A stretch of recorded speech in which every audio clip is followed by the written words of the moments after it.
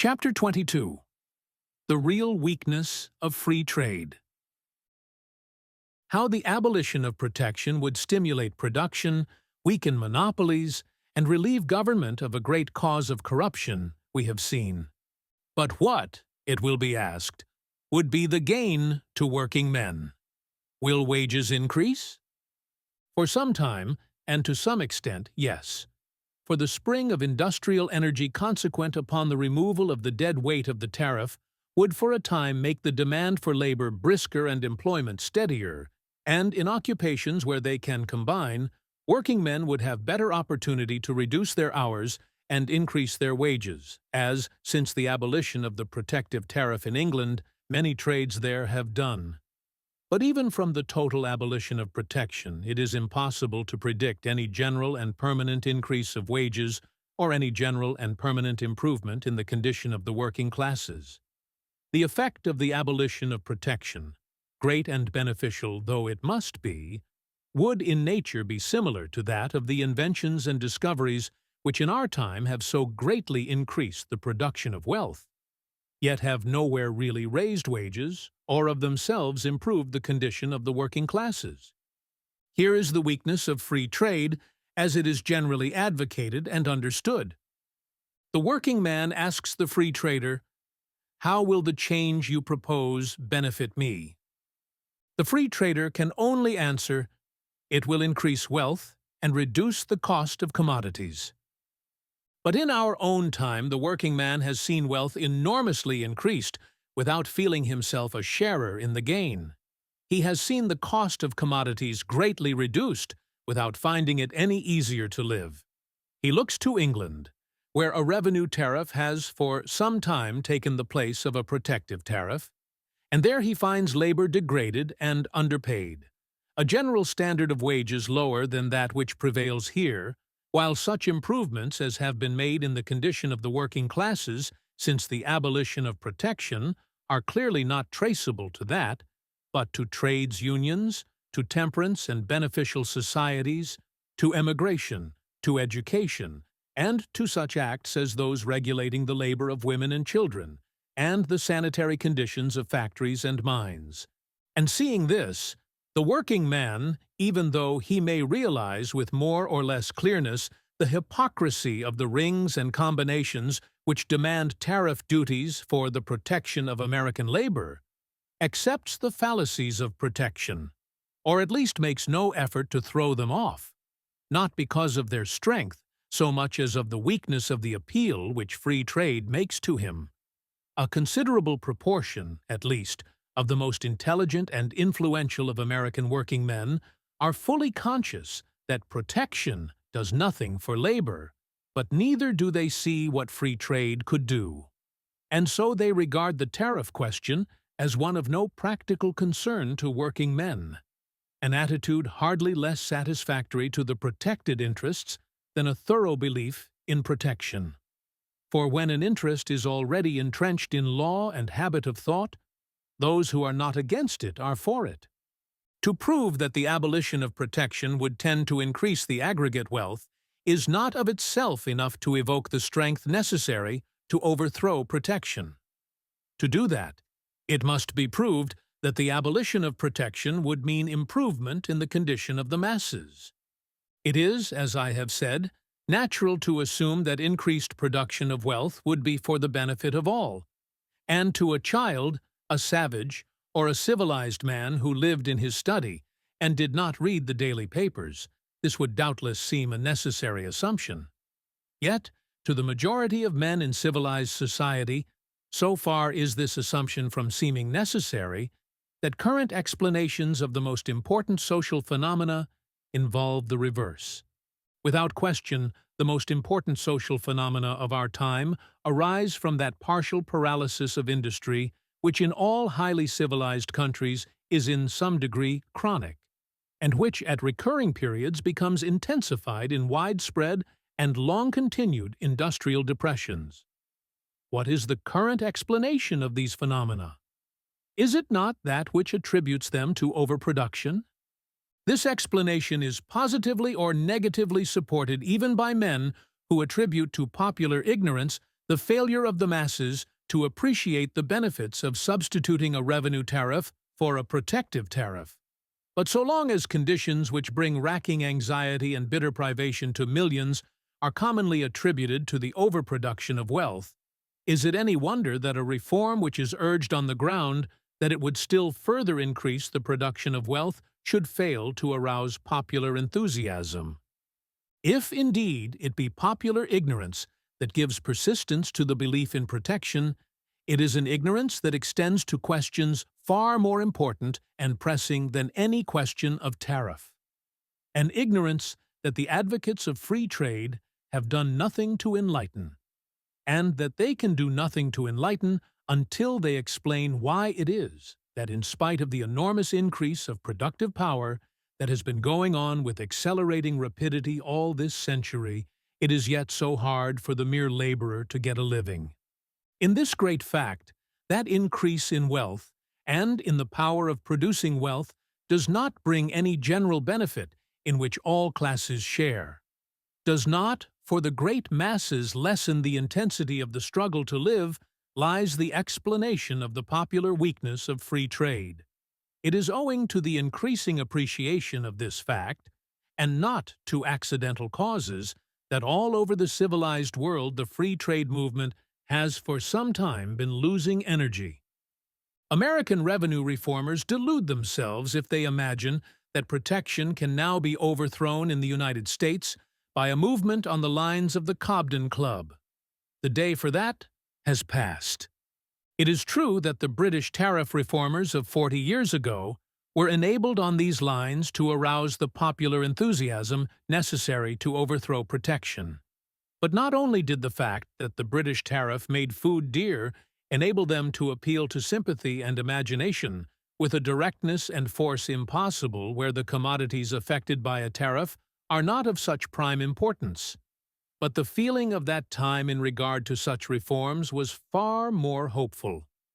The great social problems which today loom so dark on the horizon of the civilized world were then hardly perceived. In the destruction of political tyranny and the removal of trade restrictions, ardent and generous spirits saw the emancipation of labor and the eradication of chronic poverty. And there was a confident belief that the industrial inventions and discoveries of the new era which the world had entered would elevate society from its very foundations. The natural assumption that increase in the general wealth must mean a general improvement in the condition of the people was then confidently made. But disappointment after disappointment has chilled these hopes, and just as faith in mere republicanism has weakened, so the power of the appeal that free traders make to the masses has weakened with the decline of the belief that mere increase in the power of production will increase the rewards of labor. Instead of the abolition of protection in Great Britain being followed, as was expected, by the overthrow of protection everywhere, it is not only stronger throughout the civilized world than it was then, but is again raising its head in Great Britain. It is useless to tell working men that increase in the general wealth means improvement in their condition. They know by experience that this is not true. The working classes of the United States have seen the general wealth enormously increased, and they have also seen that, as wealth has increased, the fortunes of the rich have grown larger, without its becoming a whit easier to get a living by labor. It is true that statistics may be arrayed in such way as to prove to the satisfaction of those who wish to believe it, that the condition of the working classes is steadily improving, but that this is not the fact working men well know. It is true that the average consumption has increased, and that the cheapening of commodities has brought into common use things that were once considered luxuries. It is also true that in many trades wages have been somewhat raised, and hours reduced by combinations among workmen. But although the prizes that are to be gained in the lottery of life, or, if anyone prefers so to call them, the prizes that are to be gained by superior skill, energy, and foresight, are constantly becoming greater and more glittering, the blanks grow more numerous. The man of superior powers and opportunities may hope to count his millions, where a generation ago he could have hoped to count his tens of thousands. But to the ordinary man, the chances of failure are greater, the fear of want more pressing. It is harder for the average man to become his own employer, to provide for a family and to guard against contingencies. The anxieties attendant on the fear of losing employment are becoming greater and greater, and the fate of him who falls from his place more direful. To prove this, it is not necessary to cite the statistics that show how pauperism, crime, insanity, and suicide are increasing faster than our increase in population. Who that reads our daily papers needs any proof that the increase in the aggregate of wealth does not mean increased ease of gaining a living by labor? Here is an item which I take from the papers as I write. I do not take it because equally striking items are rare, but because I find a comment on it, which I would also like to quote: "Starved to death in Ohio." Dayton, August 26th. One of the most horrible deaths that ever occurred in a civilized community was that of Frank Waltzman, which happened in this city yesterday morning. He has 7 children and a wife, and was once a prominent citizen of Xenia, Ohio. He tried his hand at any kind of business where he could find opportunity, and finally was compelled to shovel gravel to get a crust for his children. He worked at this all last week, and on Saturday night was brought home in a wagon, unable to walk. This morning, he was dead. An investigation of the affair established the fact that the man had starved to death. The family had been without food for nearly 2 weeks. His wife tells a horrible story of his death, saying that while he lay dying, his children surrounded his couch and sobbed piteously for bread. And here is the typical comment which the New York Tribune, shocked for a moment out of its attempt to convince working men that the tariff has improved their condition, makes upon this item: "Starved to death." The Tribune, Tuesday, laid before its readers a very sad story of death by literal starvation at Dayton, O. The details of this case must have struck many thoughtful persons as more resembling the catastrophes we are accustomed to regard as appertaining to European life than those indigenous here. The story is old enough in general outline. First, a merchant, prospering, then decline of business, bankruptcy, and by degrees destitution, until pride and shame together brought on the culminating disaster. A few years ago, it would have been said that such a fact was impossible in America, and certainly there was a time when no one with power and will to work need have starved in any part of this country. During that period, too, the strong elasticity and recuperative power of Americans were the world's wonder. No man thought much of failure in business. The demand for enterprise of all kinds was such that no man of ordinary pluck and energy could be kept down. Perhaps this ability to recover was not so much a national peculiarity as an effect of the existing state of society. Certainly, as things settle more and more into regular grooves in the older states, the parallel between American and European civilization becomes closer, and the social problems which perplex those societies are beginning to overshadow this one also. Competition in our centers of population narrows more and more the field of unmoneyed enterprise. It is no longer so easy for those who fall to rise again, and social conventions fetter men more and tend to hold them within narrower bounds. The poor fellow who starved to death at Dayton the other day suffered an old-world fate. He was down and could not get up. He was deprived of his old resources and could not invent new ones. His large family increased his difficulties. He could not compete successfully with younger and less handicapped contemporaries, and so he sank, as thousands have done in the great capitals of Europe, but as hitherto very few, it is to be hoped, have sunk in an American community. Yet this is the tendency of a rapid increase of population and wealth. The struggle becomes fiercer all the time. And while the exactions of society enslave and hamper the ambitious, increasingly, the average fertility of resource and swift adaptability decline, just as the average skill of workmen declines with the perfection of mechanical appliances. Commerce and the artificial requirements of social tyranny have already educated among us a class of people whose lives are a perpetual struggle and as perpetual an hypocrisy. They could live comfortably if they could give up display, but they cannot do it, and so they make themselves wretched and demoralize themselves at the same time. The sound, healthy American characteristics are being eliminated in this way, and we are rearing up instead a generation of feeble folks who may in turn become the parents of such hewers of wood and drawers of water as the old world city masses have long been. And here, as there, our remedy and regeneration must come from the more vigorous and better trained products of the country life. I will not ask how regeneration is to come from the more vigorous products of the country life. When every census shows a greater and greater proportion of our population concentrating in cities, and when country roads to the remotest borders are filled with tramps.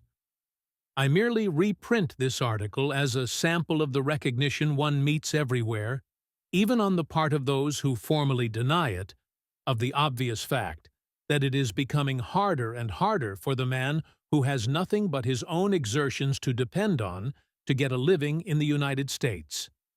This fact destroys the assumption that our protective tariff raises and maintains wages, but it also makes it impossible to assume that the abolition of protection would in any way alter the tendency, which as wealth increases makes the struggle for existence harder and harder. This tendency shows itself throughout the civilized world and arises from the more unequal distribution which everywhere accompanies the increase of wealth. How could the abolition of protection affect it? The worst that can, in this respect, be said of protection is that it somewhat accelerates this tendency.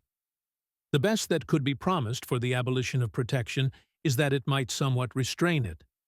In England, the same tendency has continued to manifest itself since the abolition of protection, despite the fact that in other ways, great agencies for the relief and elevation of the masses have been at work.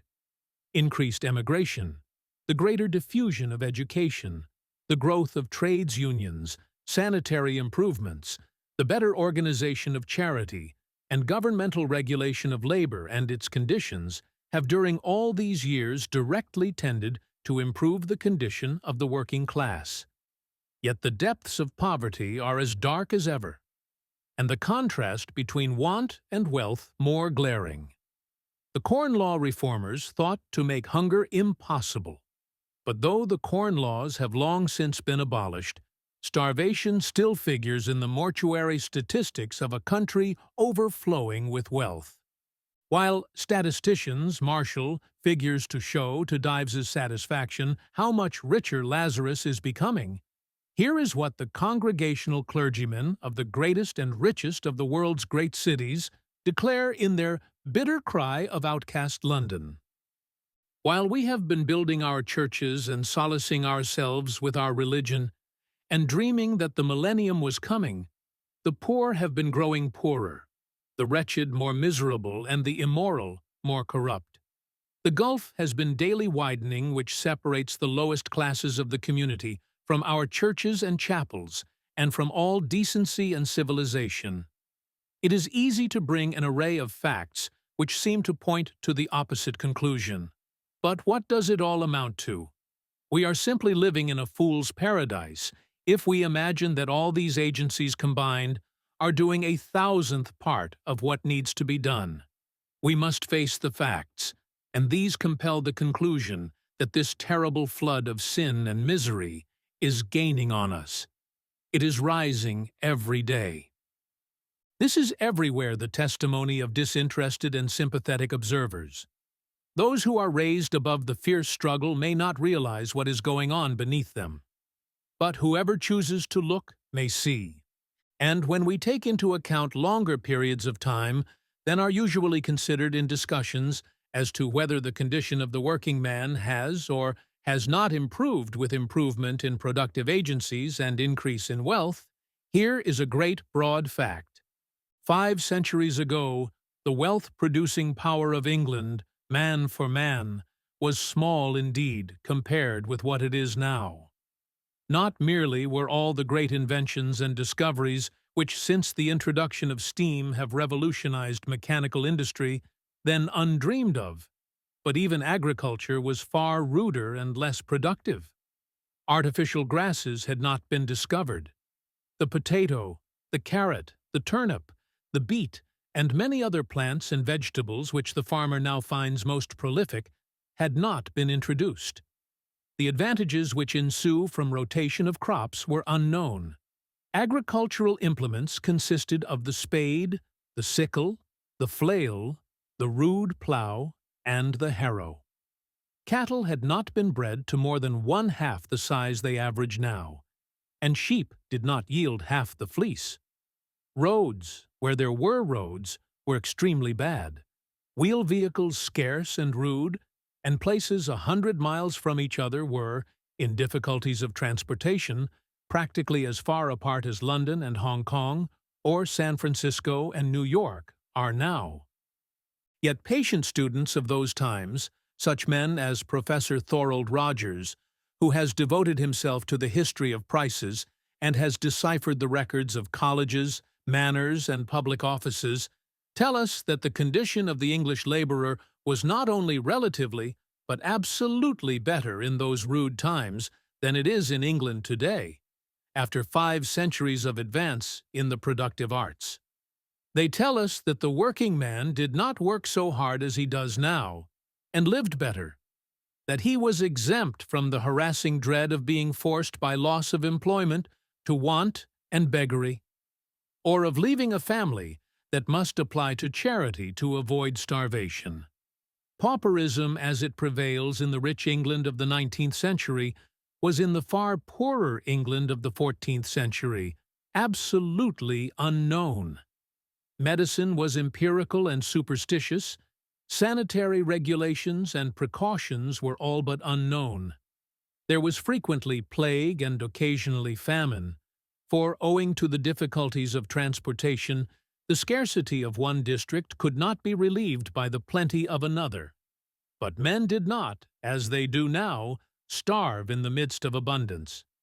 And what is perhaps the most significant fact of all is that not only were women and children not worked as they are today, but the 8-hour system, which even the working classes of the United States, with all the profusion of labor-saving machinery and appliances, have not yet attained, was then the common system. If this be the result of 5 centuries of such increase in productive power as has never before been known in the world, what ground is there for hoping that the mere abolition of protective tariffs would permanently benefit working men? And not merely do facts of this kind prevent us from assuming that the abolition of protection could more than temporarily benefit working men, but they suggest the question, whether it could more than temporarily increase the production of wealth? Inequality in the distribution of wealth tends to lessen the production of wealth, on the one side by lessening intelligence and incentive among workers, and on the other side by augmenting the number of idlers and those who minister to them, and by increasing vice, crime, and waste. Now, if increase in the production of wealth tends to increase inequality in distribution, not only shall we be mistaken in expecting its full effect from anything which tends to increase production, but there may be a point at which increased inequality of distribution will neutralize increased power of production, just as the carrying of too much sail may deaden a ship's way. Trade is a labor-saving method of production, and the effect of tariff restrictions upon trade is unquestionably to diminish productive power. Yet, important as may be the effects of protection in diminishing the production of wealth, they are far less important than the waste of productive forces, which is commonly attributed to the very excess of productive power. The existence of protective tariffs will not suffice to explain that paralysis of industrial forces which in all departments of industry seems to arise from an excess of productive power over the demand for consumption, and which is everywhere leading to combinations to restrain production. And considering this, can we feel quite sure that the effect of abolishing protection would be more than temporarily to increase the production of wealth?